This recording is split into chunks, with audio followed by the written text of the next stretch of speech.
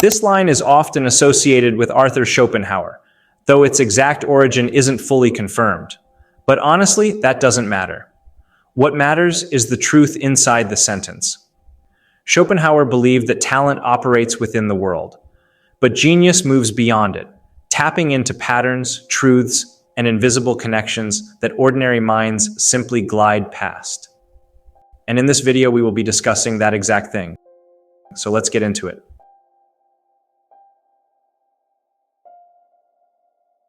Genius and madness have something in common. Both live in a world that is different from that which exists for everyone else. Schopenhauer understood a truth most people overlook. The genius lives in the same world as everyone else, yet somehow experiences a completely different one. Imagine Schopenhauer as our narrator, whispering, "To the common crowd, I am an enigma." Not his literal words, but unmistakably his spirit. Because this is the paradox he spent his life pointing to. A brilliant mind can stand in the middle of a crowded room, yet feel painfully apart from it. Seen, but not understood. Present, yet deeply alone. From childhood, Schopenhauer believed, the genius senses this difference. Every child is in a way a genius, he wrote, because children gaze at the world with unfiltered wonder, seeing everything as strange, new, almost mysterious. Picture a quiet child staring out a window, mesmerized not by games but by the silent movement of clouds. That curiosity, that deep attention, is the first spark of genius. What separates the genius from the ordinary person is not intelligence alone, but an openness to the world that never fully closes. Where others rush through life, the genius pauses, observes, questions. But this gift carries a burden. In a world built for the ordinary, the genius stands alone. While others seek noise, comfort, and company, the genius drifts inward, drawn toward ideas that feel heavier than human conversation. Schopenhauer puts it starkly, "To be alone is the fate of all great minds."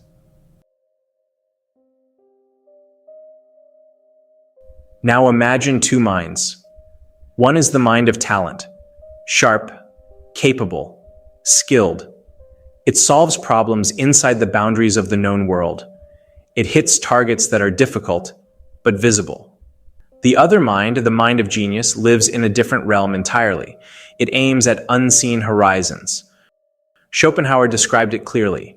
Talent can reach what others cannot achieve, but genius transcends even what others can comprehend. It doesn't just answer questions, it creates questions and then invents the answers. It sees with a kind of second sight, a visionary perception ordinary reason doesn't suspect. In practice, this means the genius thinks, feels, and observes differently. Schopenhauer noted that the genius's achievement often goes unrecognized at first, because it lies beyond other people's capacity of apprehension. When a genius speaks, many listeners struggle to follow. When a genius sees a truth, others barely perceive the outline. The novelist who senses an entire emotional universe in a single gesture, the scientist who detects a law of nature in a quiet observation, the philosopher who discovers a hidden principle in an ordinary moment. All of them are chasing targets invisible to the crowd. This spark, this sudden awakening of a second mind, often feels like two consciousnesses coexisting inside one person. A flash of insight arrives as if from nowhere, illuminating a path no one else imagined. In these rare moments, the genius feels lifted above themselves, overtaken by a depth that does not belong to everyday thought. Schopenhauer described this inner eruption beautifully.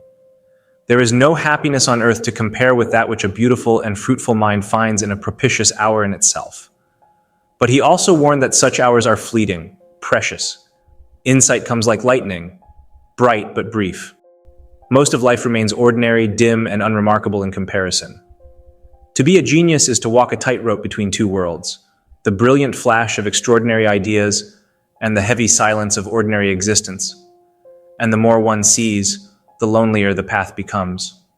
As Schopenhauer famously observed, a man of genius can hardly be sociable, for what dialogues could indeed be so intelligent and entertaining as his own monologues?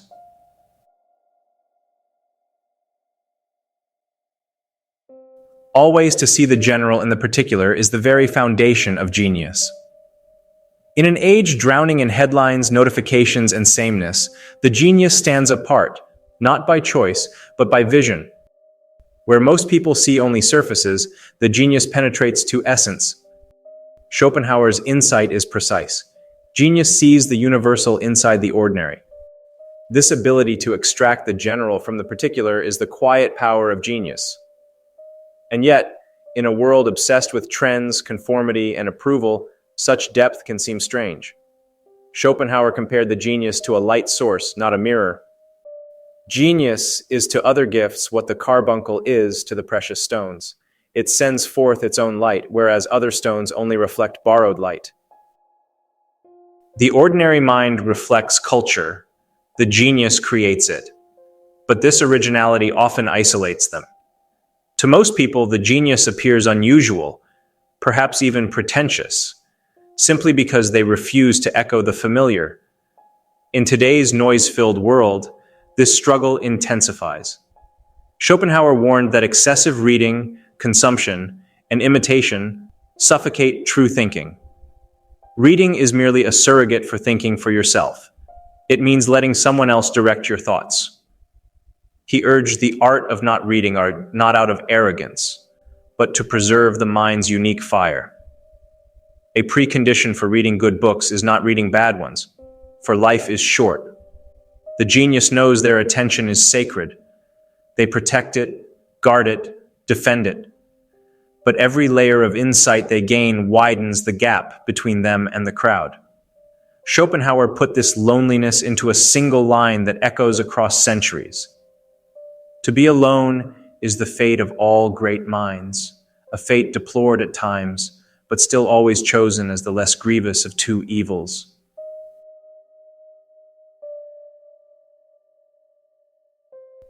The chief occupation of society is card playing, and it is the gauge of its value that every action resulting from any other motive than compassion has no moral value. In the sharp, unforgiving light of insight, the genius must learn discipline. Schopenhauer believed that genuine thinking demanded courage, solitude, and independence. He warned us bluntly. Reading is merely a surrogate for thinking for yourself. Most people copy ideas. The genius must create them. This is why Schopenhauer insisted that a genius must guard his attention like a treasure. Every moment lost to banality, gossip, distraction, shallow entertainment is a moment stolen from imagination. And to Schopenhauer, imagination was everything. For Schopenhauer, imagination is the wellspring. Intelligence alone is not enough. It is merely structure, memory, logic. Imagination is the force that gives intelligence its direction. Intelligence is the door. Imagination is the key. This is why he famously wrote, "Every child is in a way a genius, and every genius is in a way a child. A child's mind roams freely, inventing worlds, asking why, without fear. The genius keeps this spark alive while the rest of society slowly extinguishes it. But imagination cuts both ways. The more a genius perceives, the deeper he sees into human suffering, the fragility of life, the weight of unanswered questions, the more painful his insight becomes." Schopenhauer never sanitized this truth.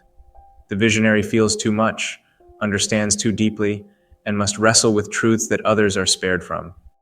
And still, the genius perseveres.